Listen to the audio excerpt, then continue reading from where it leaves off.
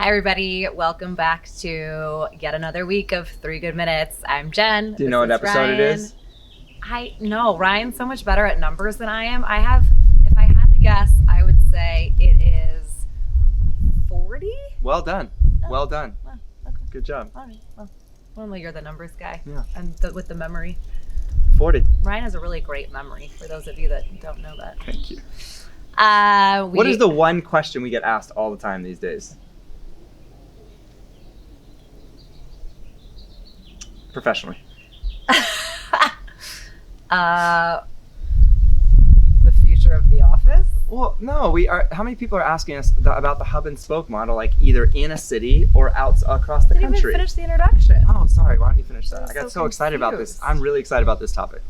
We are Office Created at Newmark, and now, yes, this week we are going to talk about the hub and spoke model and whether one singular central office is better or multiple offices in a certain market make more sense. So we're asked this almost every day now, I feel had a call like. this morning Several about times it. a week, whether we should have one office on the south side of Los Angeles and another on the north or west side of Los Angeles. And can we recruit from there? Should we have 5 offices around the country strategically located so we can recruit from anywhere? Over the last 20 years since the tech boom, 25 years even, everyone has said there's a competition for talent. There's not enough talent in so-and-so city or this city, Los Angeles, San Francisco, New York, Boston, Chicago. It doesn't matter. Nobody had access to talent. But now there's talent everywhere and there's people moving everywhere. So you can do this anywhere. Yes, you can. And I think LA is actually a great model for a case study for this because obviously traffic is an issue, commutes are long. People talk about what is the most central part of LA, and there's obviously very differing opinions about what that is. So if you do pick one office location, what does that look like? It's never going to be fair to everyone.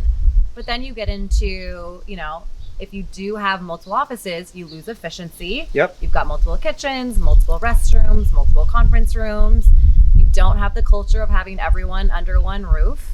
So do you use brand identity and do you lose culture based on that?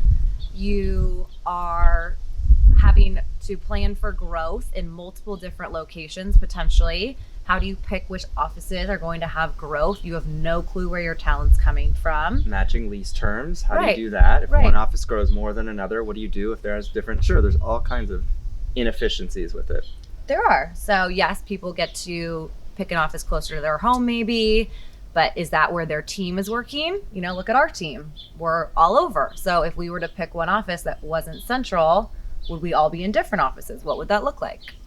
Well, we probably would be in different offices, but that doesn't work either. So how do you set up your team so that you can only Right. be in this one office? And then are you really losing out on some of the benefits of having a hub and spoke model? So these are the conversations we are starting to have more and more, thankfully, because people are coming back, which we're excited about. But this is what we're talking about. So when you start to think about your hub and spoke model, and if it's something that makes sense either intra-city or across the country, many of the things to consider have actually very little to do with the office location and more to do with everything that's going to take place in that location and how it's going to be set up and the logistics and everything Jen just mentioned.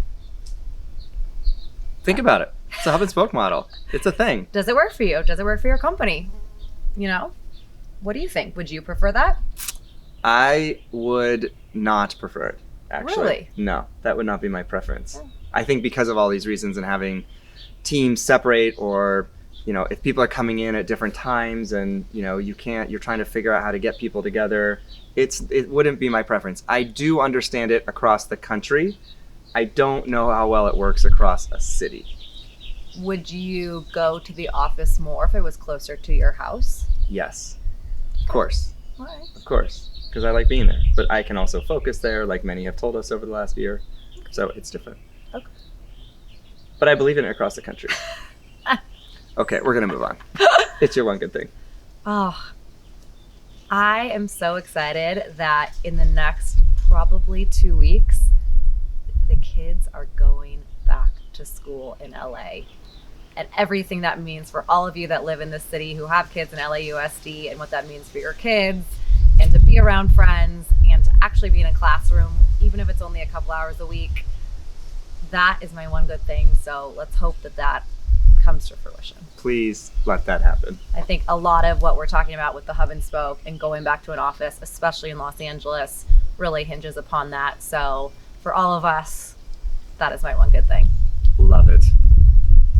See you next week. Happy Thursday.